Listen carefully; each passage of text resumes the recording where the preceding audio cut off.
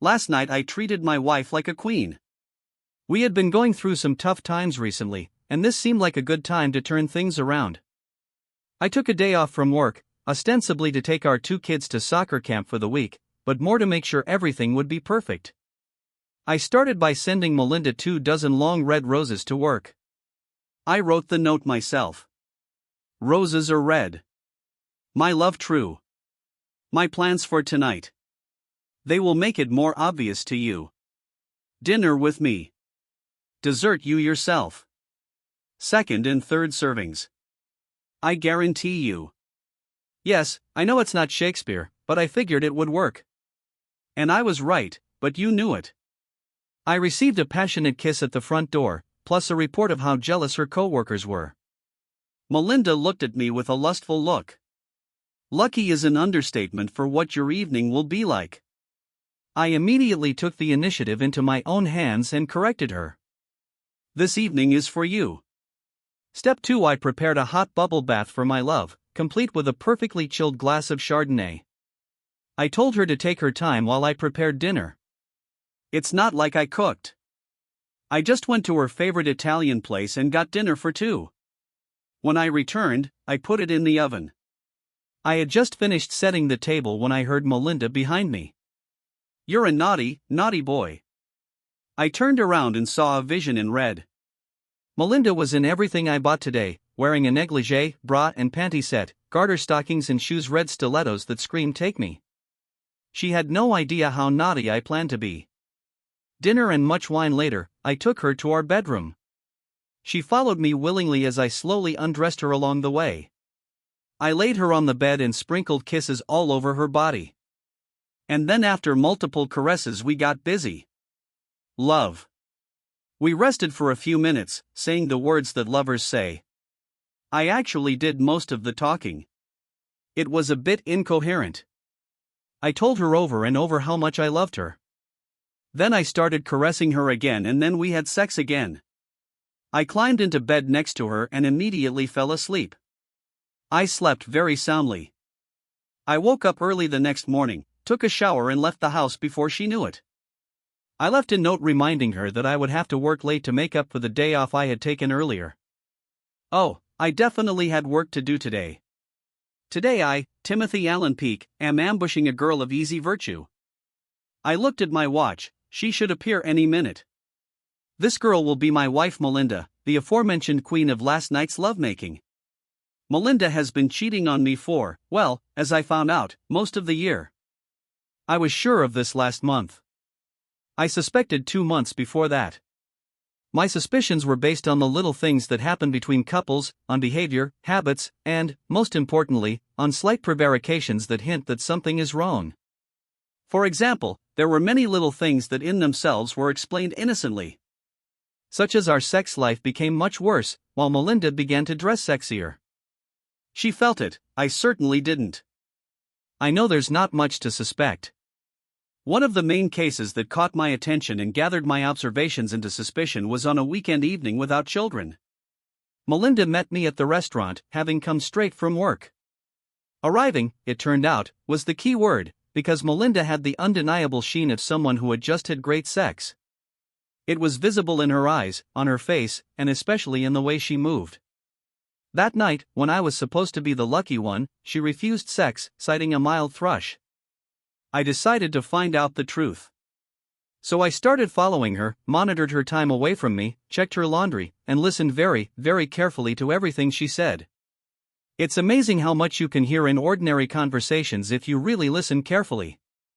I have always relied on the idea that a woman will do everything possible to avoid outright lies. This doesn't mean that you will get the truth, it means that you need to really listen carefully and consider all the possible meanings of the words that are spoken. It's almost like you're playing verbal chess, so many possibilities and permutations. I was surprised by the subtle hint of disrespect that permeated our interaction. There was an undeniable disdain expressed. I seemed to have lost my former place in the hierarchy and equality of our relationship. It was also difficult to reach her at work on Tuesday and Thursday afternoons. Although my suspicions had turned into certainties in my mind, nothing was serious enough to warrant going to a lawyer. Then I found what I needed, actual physical proof. A pair of black lace panties. I knew the last time I saw her in those panties. I knew until the day we last had sex. The difference between the two dates indicated infidelity. As far as I was concerned, she was more guilty than innocent at that point. Facing Melinda was a little more problematic. I mean, she's been lying to me for who knows how long. I assumed she justified her betrayal with some twisted rationalization. I decided to take a simple and direct approach. I suggested another evening just for husband and wife, reminding her that she owed me. I asked her specifically to wear black lace panties. That night as we were getting dressed, I reminded her about the panties and she said I wouldn't be disappointed. The dinner went well. I lavished her with attention and wine. By the time we got home, Melinda was horny like I hadn't seen in years. "Take off your clothes for me." I leaned back against the head of the bed, hands behind my head. "Come on, sexy thing, show me what you've got." Melinda began to sway as if drunk, but shook her head. "Come on, Melinda, you owe me. We haven't had sex in almost a month." I waved my finger at her. "We had sex on the day of your business trip. It was only 2 weeks. 2.5 weeks. Okay? 2.5 weeks. One fact has been confirmed. Come on, sexy thing, take it off. Okay? But don't expect it to be every time you take me out." I nodded as Melinda slowly undressed. First she took off her shoes, then her stockings, her blouse slowly unbuttoned. She worked diligently on every button. Her blouse was off and underneath she was wearing a black lace bra that matched her panties. She actually gave a teaser by taking off her bra, first lowering the strap, then lifting it back up. Then the straps came down and stayed there. "I can't wait to see those panties, baby." I saw a wave of anxiety on her face. This only increased my excitement. I was ready for some trick of hers. She didn't let me down. She unzipped her skirt, bent down and hooked her thumbs into the material. "Stop. Hey, who's having a dance here?" She was trying to joke, but I could hear the hard undertone underneath her tone. "Hey, I thought this was for my pleasure. I want to see those panties." "What's the matter with these panties, Tim? Come on. I'm horny." "You're horny. I gave them to you for our anniversary last year. Remember? They symbolize our marriage, our intimate connection. Come on, spoil me, take off your skirt and show me these panties." Melinda let her skirt fall away, revealing no panties. She put her hands on her hips. "Ta-da!" I was temporarily stunned. I didn't expect this. Luckily, my body didn't give me away. Excitement at this moment would be a point for her. I was surprised how quickly I took the initiative again. "Where are the black panties? Put them on and start over." I asked to see my wife in black panties, not my wife looking like a perverted star. Perverted star? She lost her balance for a moment, and then her disrespect for me came to the fore. "I did it for you." "Who is speaking?" "Personally, I think it makes you look slutty." "Slutty?" Her eyes narrowed, and she turned red with anger. "Just put on your panties, please." I changed my tone to a more amiable one. "What is it with you and those damn panties?" She was losing her composure, and I couldn't feel in control anymore. "I like them. I like the way you look at them. Why is it so difficult for you to do one simple thing for me? Could you please put on some panties? I couldn't find them, Tim, okay?" She was furious with me. "They're probably in the wash. You always wash your clothes together, you have a bra, but where are your panties?" I wasn't going to let it go. "I told you I couldn't find them." She was angry, and I became calmer and calmer. "Hey, don't be mad at me. I'm just the guy who gave them to you and asked you to wear them for him." I shrugged, expressing innocence. "All you had to do was say something sooner. I wouldn't insist if you told me the truth. All you had to do was be truthful. What's so hard about that?" So the last time you wore them was right before I remember my trip, because you looked so sexy in them when we were getting ready for bed. You took them off. Hey, maybe they were kicked under the bed. Look, Tim, can we forget about these damn panties right now? The excitement left her face. I saw a glimmer of doubt in her eyes. Can't you just make love to me? Sure, no problem. Melinda breathed a sigh of relief. I'm not done with her yet. I think I remember where I bought them. Damn, they really meant a lot to me. Yes, Tim. There was caution in her voice. I see. She moved away from the bed, her desire clearly subsiding. The last time I saw you wearing them was here in this room. I climbed off the bed and knelt next to her, lifting the canopy. You took them off before we had sex, right? I think you were standing about here, remember? I remember, Tim. I stood here, took them off, and we had sex. But now I'm standing here, I don't have them on, and I think I'm developing a headache. I think I'm giving you a reprieve for the rest of the evening. Melinda began picking out her clothes. Wow, what's the problem? It's just panties, not that big of a deal. Melinda looked unhappy. Are we okay, Melinda? Is there something you want to tell me? I mean, it's been 2.5 weeks since we had sex, and I made a simple request, and now I'm out of favor. Why? You didn't just tell me you didn't know where your panties were. What's so hard about being honest with me? Why don't you try to hide something like that? I don't know. I didn't want to disappoint you. I know we haven't been together for a long time. We're both so busy with careers and family.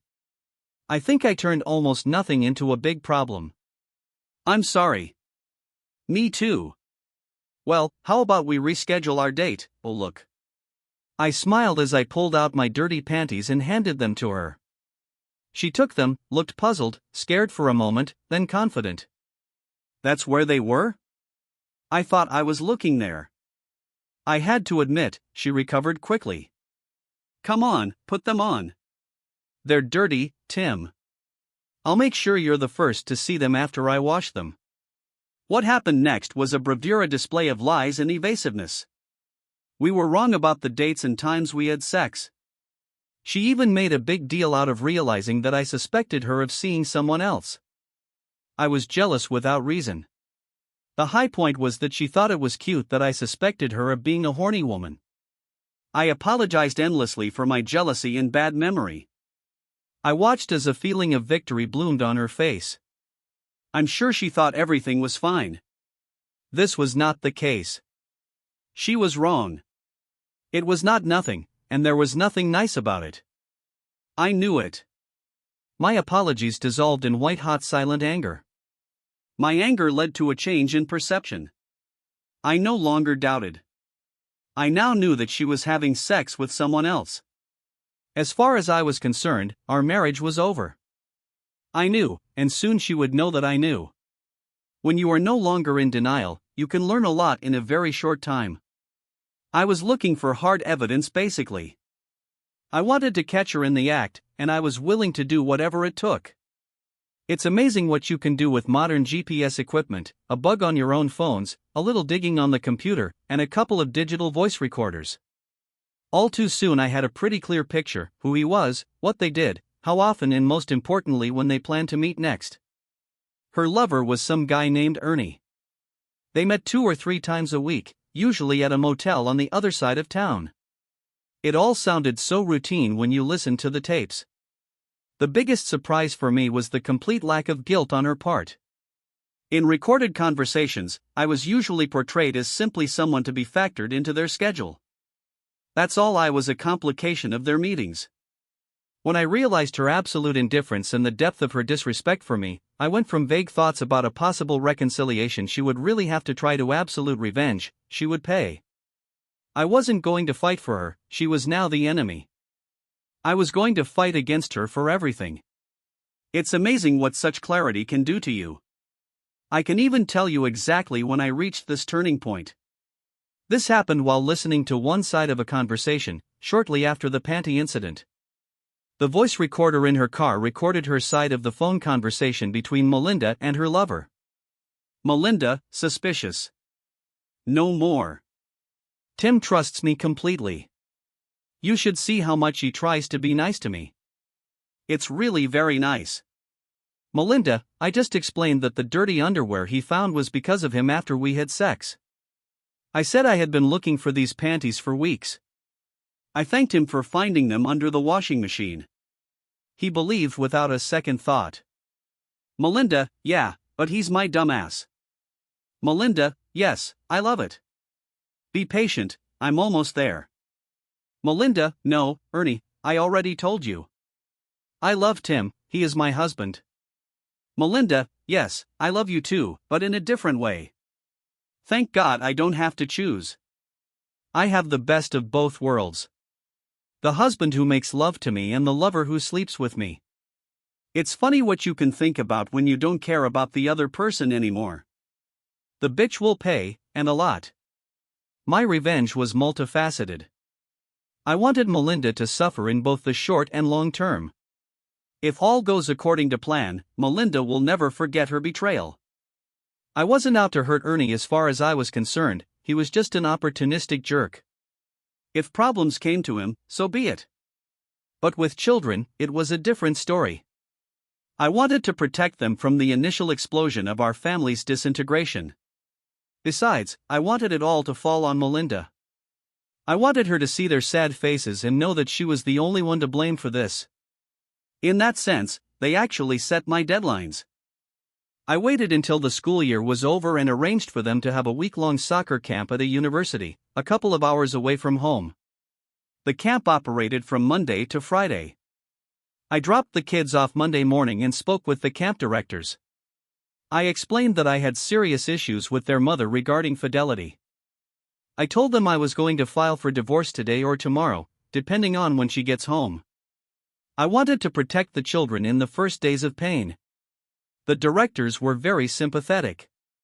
Today, Tuesday, was the day of reckoning. Melinda was supposed to meet Ernie at 4 o'clock in the afternoon. I spent that day putting all my affairs in order, prepared divorce papers, changed locks, dealt with bank accounts and credit cards. It was a day Melinda will never forget. I looked at my watch again. Time was the key to everything. I smiled as I saw her car pull into the parking lot. Operation Strike the Bitch was now in action. As soon as I saw her car turn into the parking lot, I called Melinda's work and left a quick message on her voicemail saying that there was an emergency and she needed to call me on my cell phone ASAP. Ernie arrived a few minutes later. Hell, he was young, somewhere in his mid to late 20s. Any remaining doubts about my intentions disappeared when I saw Melinda enthusiastically kiss Ernie. I called her on her mobile while she was still kissing him. She looked at the phone and did what I expected. She let him call. I hung up at the start of her voicemail and called again. I thought she would either turn off the phone or leave it in the car. She chose the second option and left the phone in the car. That's when I left a message saying there was a family emergency and she needed to call me back ASAP. I watched them enter the room and started calling and hanging up every couple of minutes. I planned to leave dozens of missed calls on her phone. I waited about 20 minutes, assuming they were at least undressed if not having sex, then pulled up to Melinda's car. I opened the trunk. Did you know that you can unscrew the inside of a tire valve and the air will come out instantly? In less than 3 minutes, I deflated both driver's side tires on Melinda's car and screwed the valves back into place. I took a half dozen roofing nails that I cut to about a 1/4 inch long and stuck them into the tight part of the tire tread. It looked like she'd run over a pile of nails cruelly, but successfully. I also gave Ernie's truck a special treatment. I borrowed a small jack and lifted the front of his car and loosened the oil pan bolt until it was barely holding on. I lowered his car, put the jack in the trunk and closed it. I finished everything in 15 minutes. I left and waited for them to finish. They left the room 2 hours later with lots of kissing and hugging. The only noticeable difference was that Melinda's movements were more sluggish and gentle, the way she is after sex. Her movements were anything but sluggish as she saw the 2 flat tires. She was gesturing and waving her arms as she walked back and forth along her car. Ernie must have said something stupid because she turned and said something to him that made him throw his hands up in front of him as he shook his head and backed away. Idiot. I called her phone. She looked into the car and began rummaging through her purse for her car keys. I swear you could see her wince when she saw the number of missed calls. It's showtime. I saw her dialing the number and preparing for her speech. Hello, Tim, are you? Her voice sounded shaky and nervous. God, Melinda, where have you been? I screamed into the phone.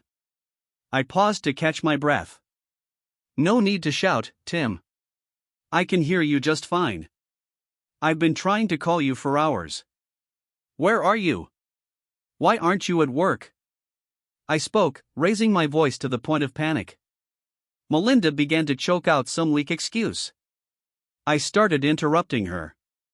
I started rustling the paper and interrupting my speech. Be quiet and listen. There's a serious situation at the soccer camp. Both kids have been taken away and are being prepped for emergency surgery. The doctors aren't sure they'll survive. Hurry, damn it, my battery is running low. Got it. Meet me at the University Medical Center. Hurry up, Melon. I hung up and turned off the phone. I could see her screaming into the phone. Then she perked up. Melinda pushed Ernie towards his car and soon they were heading on to the freeway.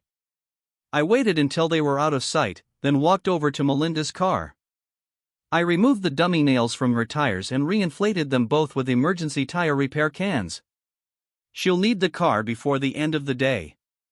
I had a couple more calls left before I headed home. I headed on to the highway they had to take to get to the university. I stopped at the first emergency phone booth on the freeway and took out my 2 voice recorders.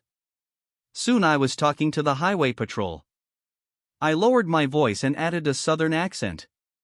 Hey officer, I'd like to report a case of, road rage, I guess that's what it's called. Oh, I was driving under the speed limit and this blue Toyota pickup just came up behind me right next to my ass, sorry about that. Expression. I probably should have moved aside, but this crazy guy starts pressing the horn. Then he flies around me, it's amazing that he didn't hit anyone and almost hit me. It was so bad that I was driving with my wife and children. Then he accelerated and crashed right in front of me. I wrote down the last 3 digits of the number. My name is, I pressed to the recorder. An angry female voice came from the speaker. Tell them about the gun, Harold. I saw the gun. That crazy guy showed you the gun. I turned away from the phone. Honey, I haven't seen him. Look, I'm just telling them my name.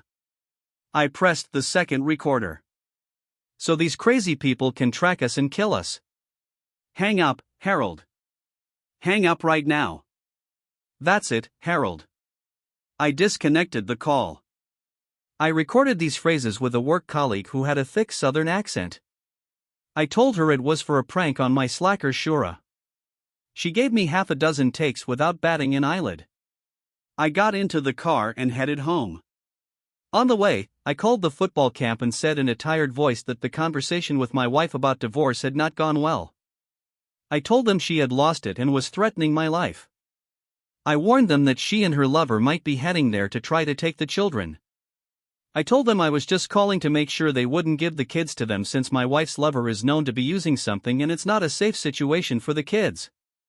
The camp workers were very understanding. I asked them not to say anything to the children unless it was absolutely necessary. About an hour later, I was sitting at home eating pizza and drinking beer. I figured I had at least another hour before Mayanne could show up. That would be the case if she could contact the soccer camp and find out the kids were okay. I didn't think it was likely since I had made all the necessary arrangements and she didn't even have the correct camp name, let alone a phone number. If she had gotten to the university, she would have learned that there was no university medical center or hospital there.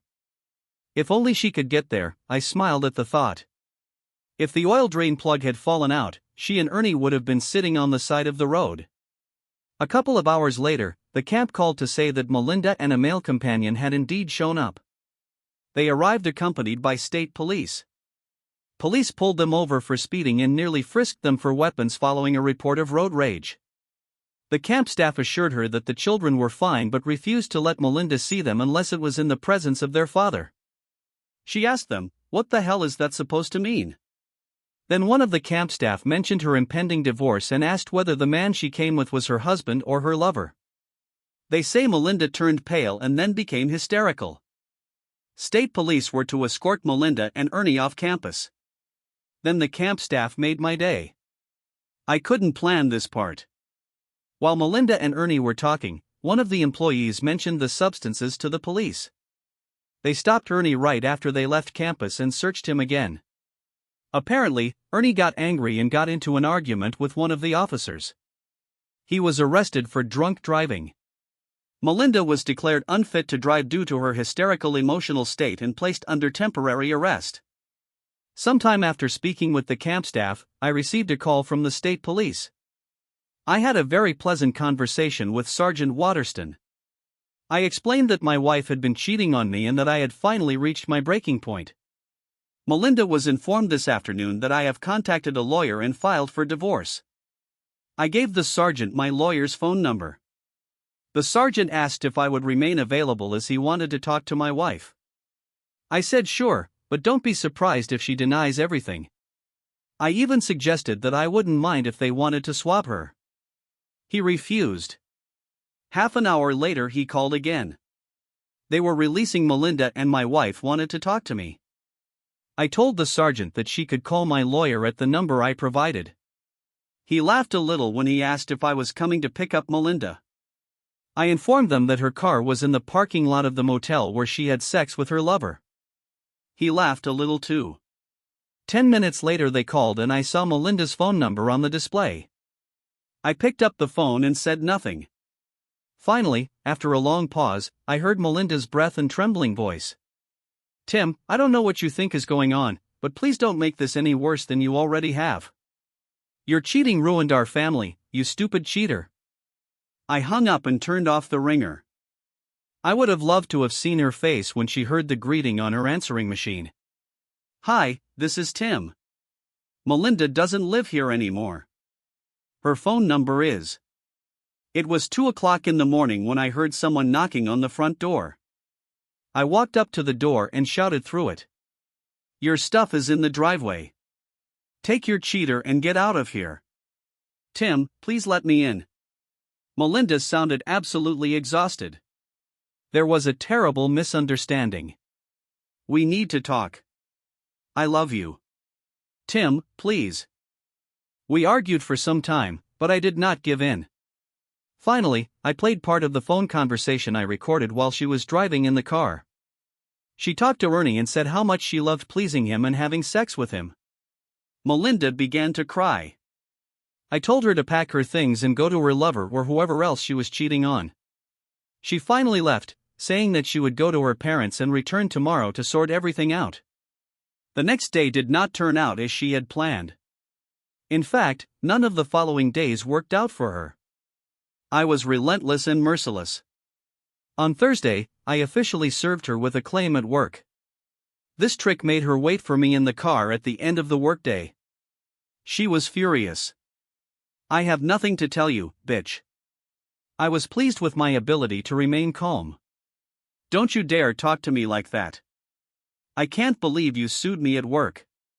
Do you understand what you have done?" She was angry like I've never seen. "What have I done?" "I will talk to you as I please. Maybe you'd rather like stupid cheater." "Tim, I admit that I may have been mistaken. We can overcome this. I love you. Tim, let's stop this stupidity and..." "Stupidity? You're a cheating, stupid bitch. If I give you $20, will you leave? How dare you? I'm your wife. Tim, I am the mother of our children. Now they will return home tomorrow and find me. They will only find me. I imagine you, stupid bitch, on your back somewhere with your boy. Tim, please stop calling me. This won't help us. We need to discuss this. I understand you're angry and upset, but we can get through this, Tim. Our marriage may become stronger because of this. Can you hear yourself, you stupid cheater? Stop calling me names, Tim. Fine, answer me this. I stared at her with such hatred that I was even surprised. She cowered in front of me. You chose to be with another man. You undressed in front of him, made him feel good, and let him have sex with you. You risked everything. Our marriage, our family, my love and respect for you. My health, by the way. Dear, I was tested and so far I'm clean. I have to wait 6 months for an HIV test. You risked everything. What did your lover risk? Nothing. What did you get? Tell me what you got. You're about to lose everything. Melinda, what did you get from your lover? What did you get for throwing it all away? She just shook her head, unable to speak. That's right, you didn't get anything.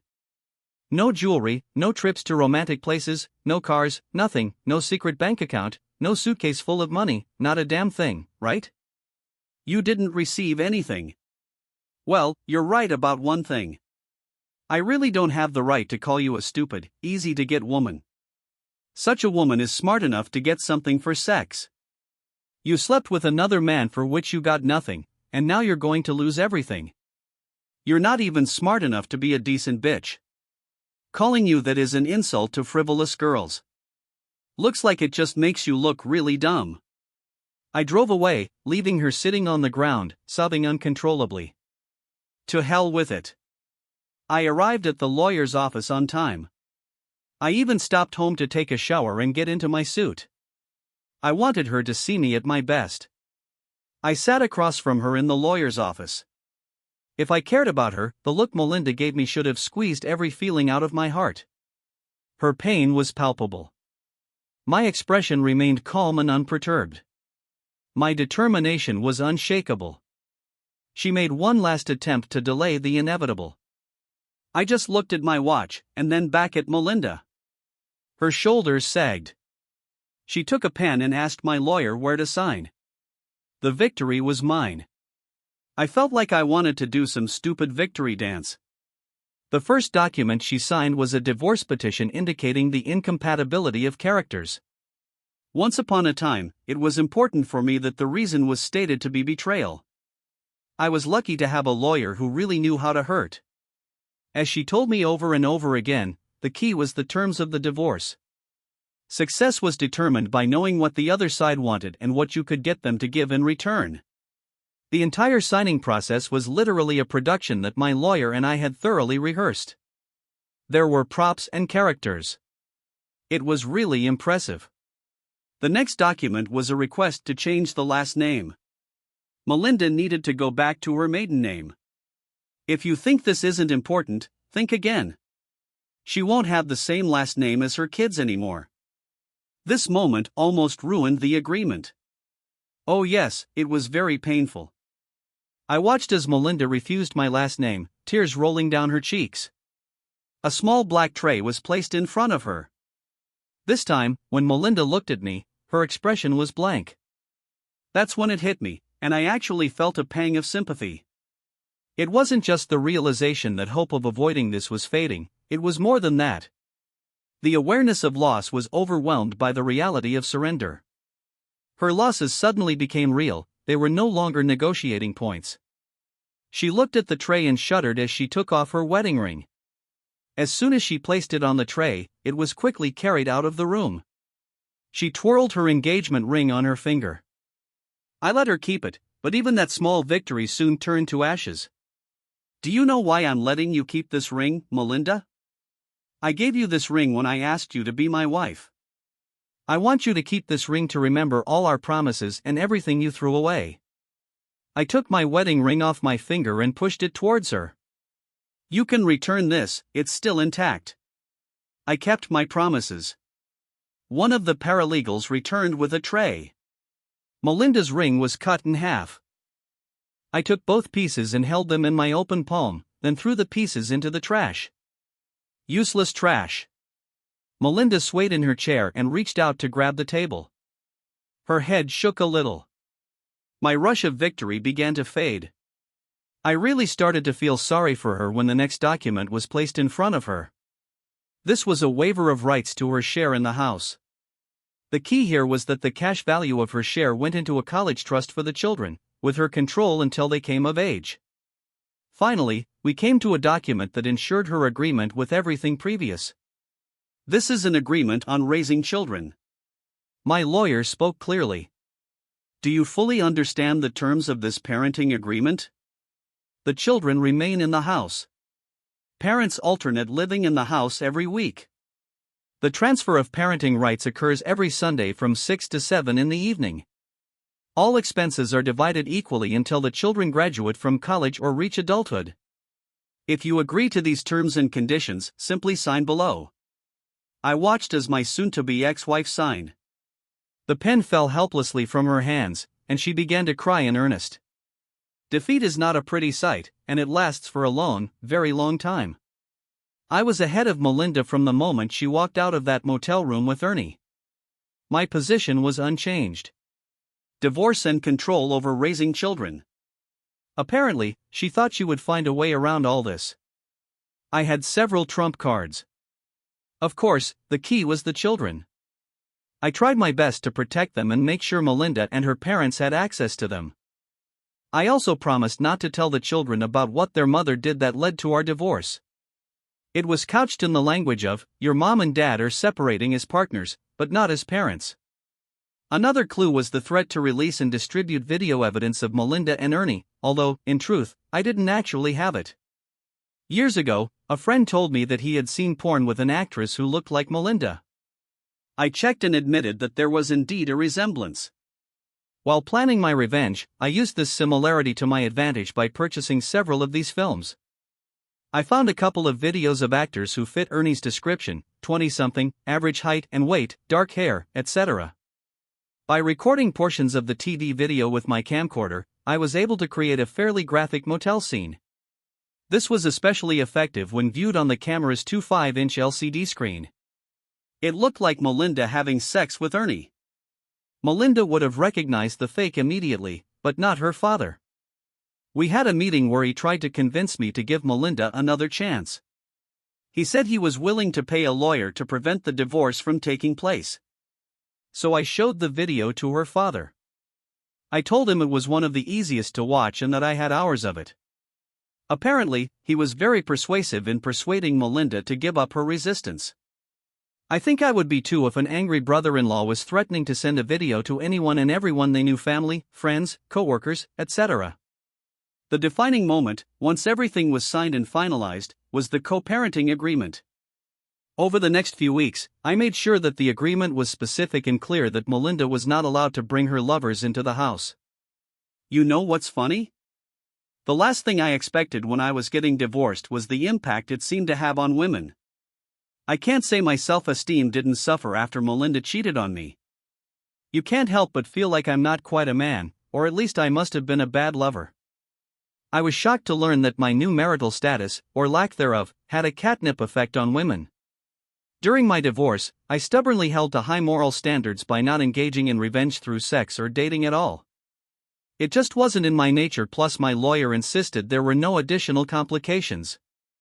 But as an officially free man with a good credit history and sufficient free funds, suddenly I became desirable.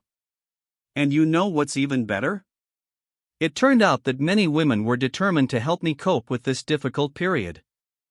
I was pleasantly surprised by the number of women willing to help me get back on track, so to speak. They were so persistent that I began to look forward to time spent at home with the children. I needed a rest.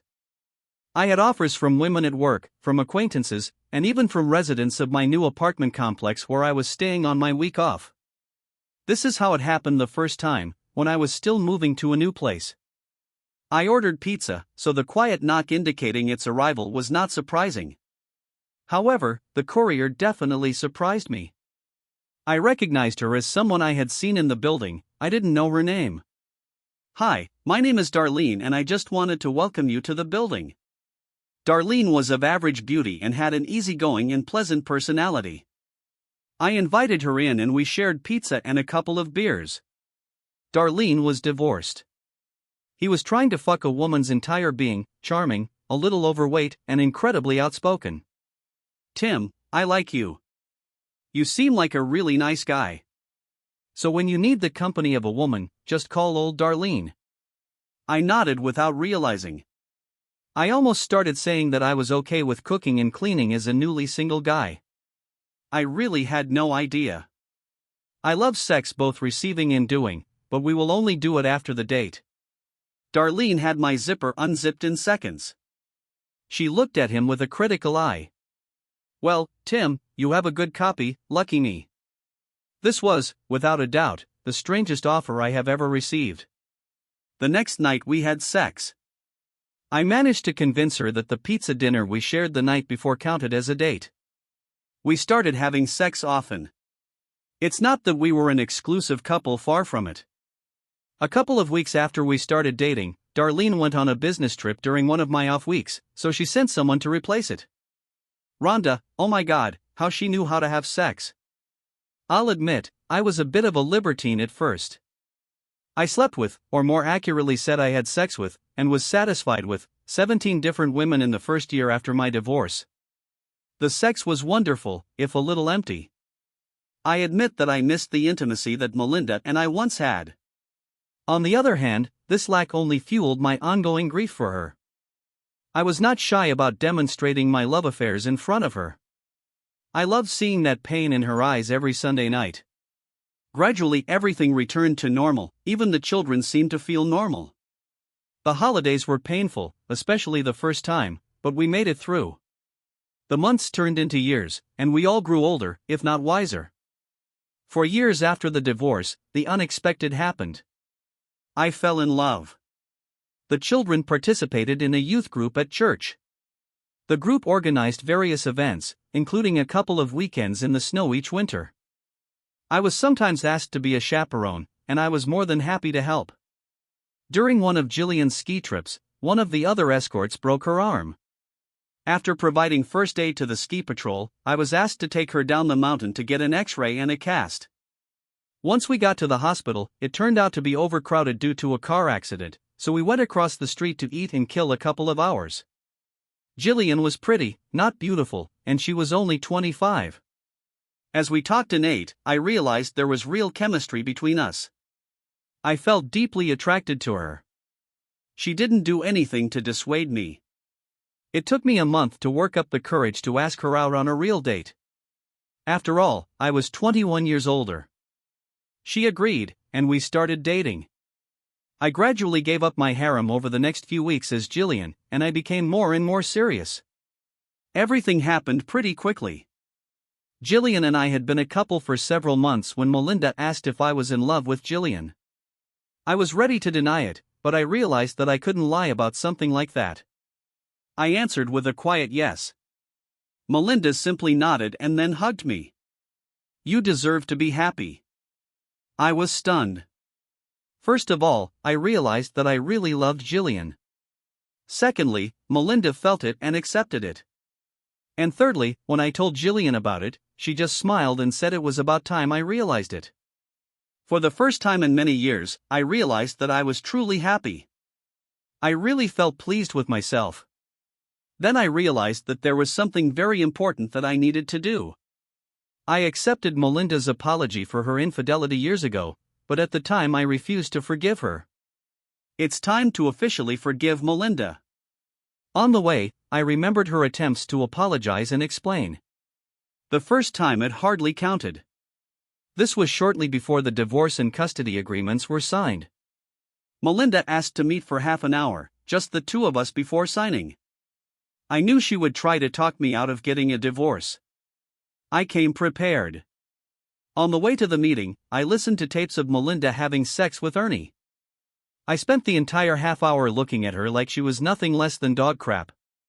When half an hour had passed, I looked at my watch and picked up my pen. She realized that she had failed. Her second attempt was right after our first celebration of the holidays as a divided family.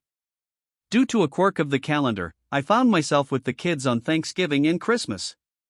It was a terrible time, and in early January Melinda asked to talk to me.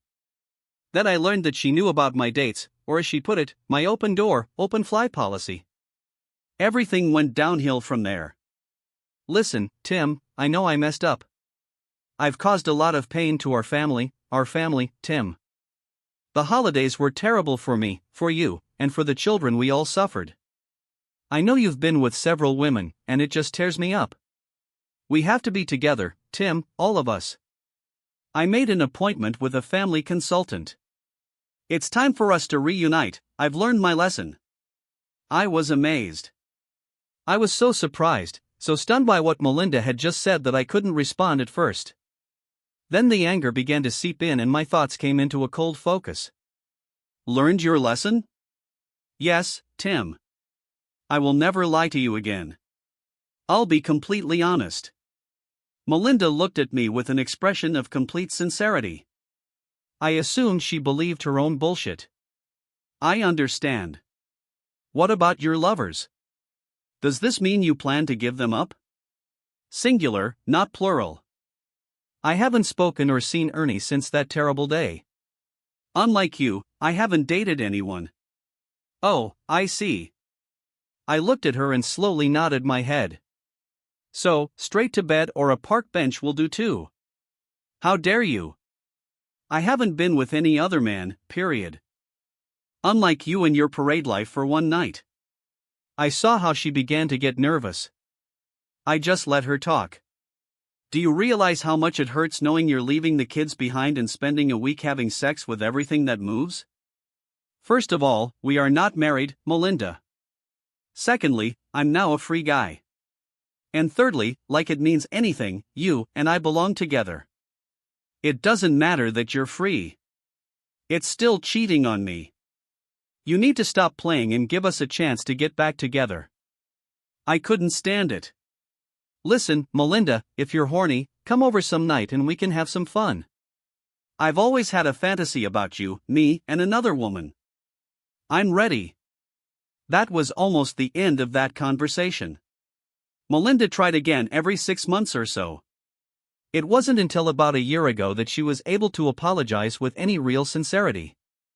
She had therapy and it seemed to help. I realized this as soon as she started speaking. Even the tone of her voice was softer than usual.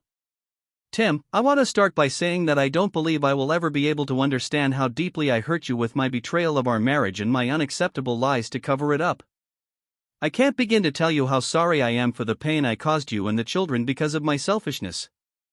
It was only through therapy that I began to understand how disgusting and despicable my behavior was. I'm really sorry. Apologies are accepted. Melinda went on to tell me that her infidelity was the result of undiagnosed depression, a midlife crisis, and a complete breakdown of her values, morals, and ethics. She did it, she was unfaithful simply because she could. When all was said and done, this is what she was left with. Ernie wasn't some amazing lover, just different. There was nothing romantic or seductive about the way she met Ernie. It was work-related. She met him while I was on a business trip and they danced and flirted on a Friday night after work. Ernie continued to keep in touch with Melinda after I returned. Then she realized how much she liked to sneak behind my back. It became a game between her and Ernie.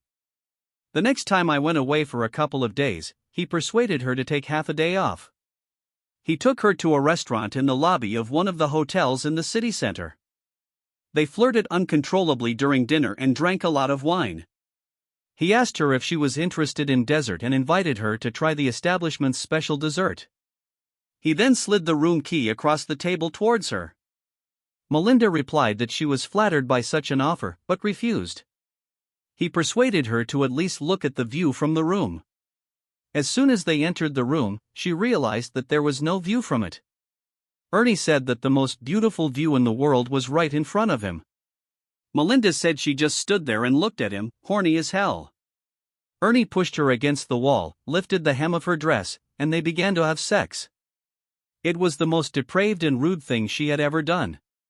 When I returned, she relieved herself of guilt by paying special attention to me.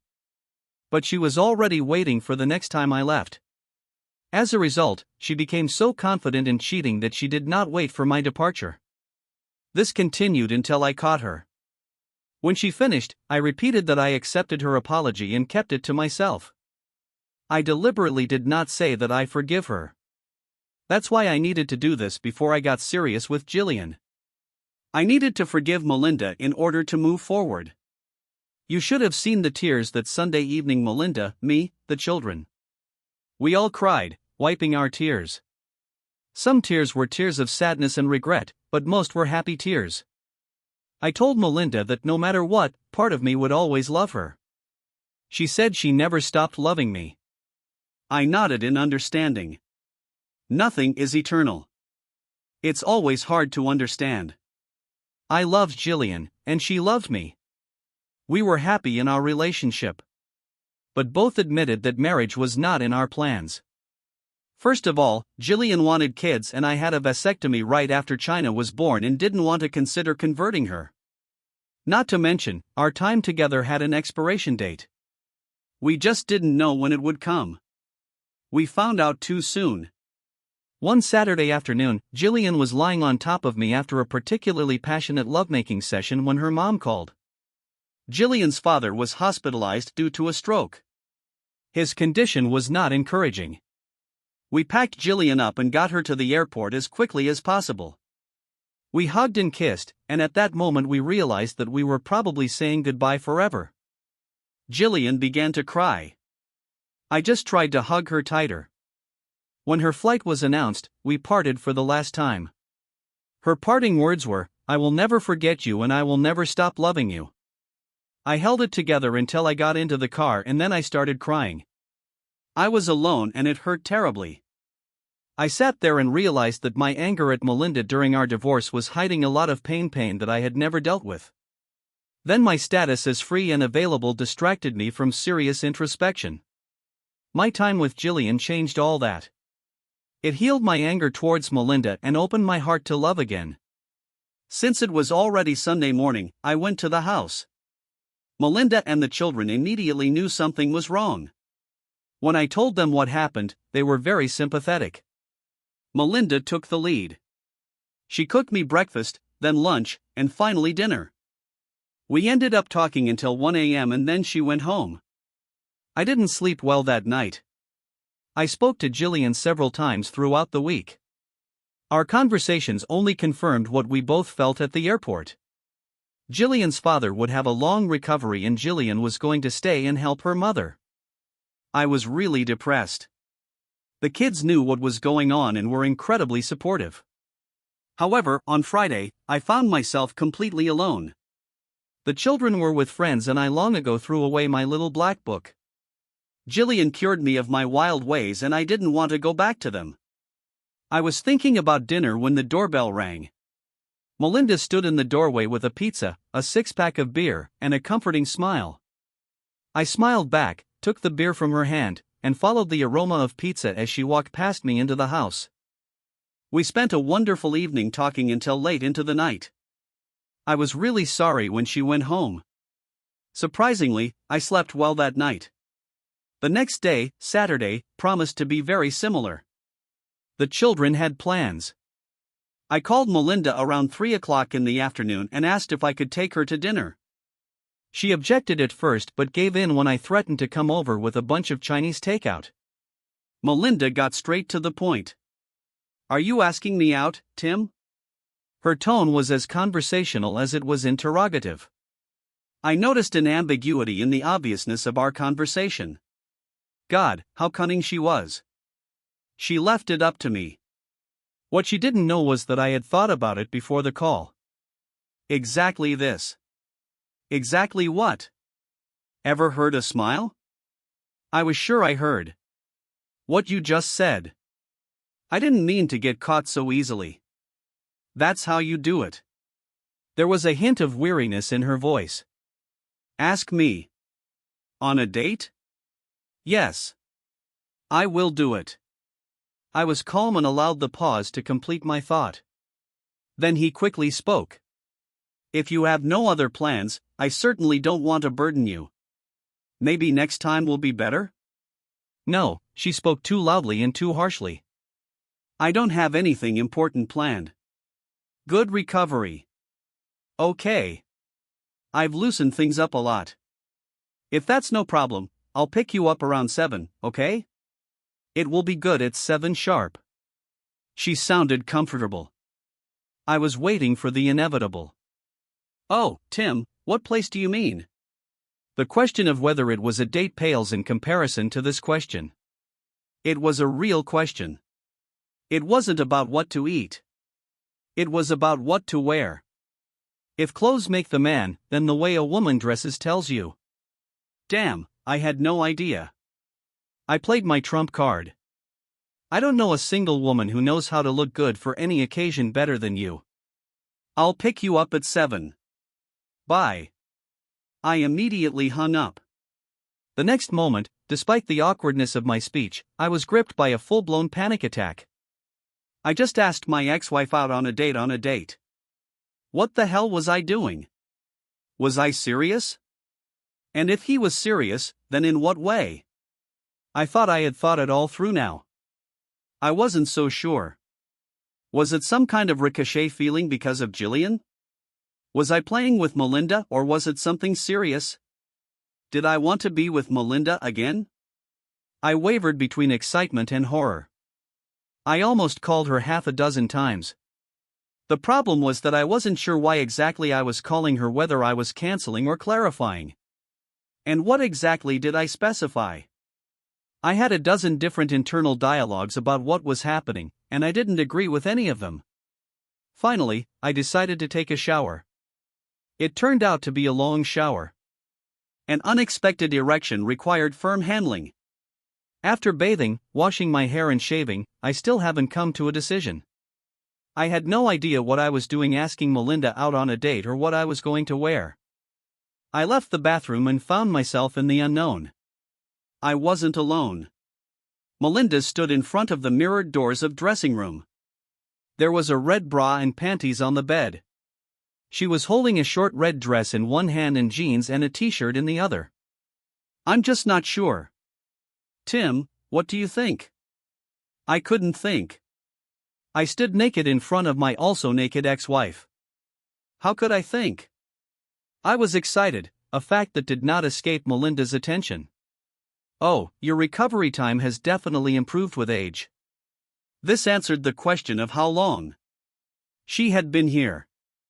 She stared at me. No, it was not just a look. It was more like she was aiming at me. Maybe if you tell me what you want, Tim, I'll have a better idea of where we're going. I was paralyzed, unable to speak or move. Dinner and our date were no longer a question. Where were we going? Well, part of me definitely knew where it wanted to go. My heart was pounding. Did Jillian turn you on that much? Did she enjoy seeing you like that? I have to say, Tim, that's really impressive, very attractive, and very, very sexy. Yes, Jillian did it to me and she really enjoyed it. I would have said this to Melinda if not for the fact that during the last sentence she closed the distance between us. Do you agree, Tim? Are you horny in the shower because of shaving or the reason you were shaving? Why were you shaving, Tim? Are you starting to itch down there? I felt uneasy. I couldn't speak. I nodded. I'm itching too really bad. You probably won't believe how much I'm itching. Melinda wrapped her arms around my neck. Simultaneously pulling and jumping on me, she wrapped her legs around my waist. And we had sex. That's how the kids found us. I completely forgot about them. They returned home to get ready for their dates when they heard Melinda scream. They will likely be scarred for life. That night, the children went on dates. Melinda and I went to our well, sort of. We couldn't handle the sexual tension and returned home to have sex like rabbits. The next morning we were awakened by knocks on the bedroom door. Safely covered with a blanket, we invited them inside. Their facial expressions were vague, something like caution, fatigue, and expectation. Are you back together? There is nothing more direct than youthful directness. I took advantage of your father last night, Melinda said, her voice firm and tinged with sadness. She sighed, about to say something else, when I interrupted. Yes, she took the opportunity for us to consider reconciliation. If it suits her and you too, I think she and I should move here together ASAP, even today. What? The bed shook with Melinda's tremors. I think we both need a lot of counseling and time and patience, but I really don't see any other alternatives. Do you have any? Melinda's response was intensely physical. She rushed at me and started kissing me. I heard the bedroom door slam shut and a muffled yes came from the other side. Melinda took the situation and me into her own hands. You have no idea how carefully I'm going to make sure you never regret this, even if it takes the rest of my life. She was thorough, oh yes, very, very thorough. I decided that the rest of our lives would be just enough.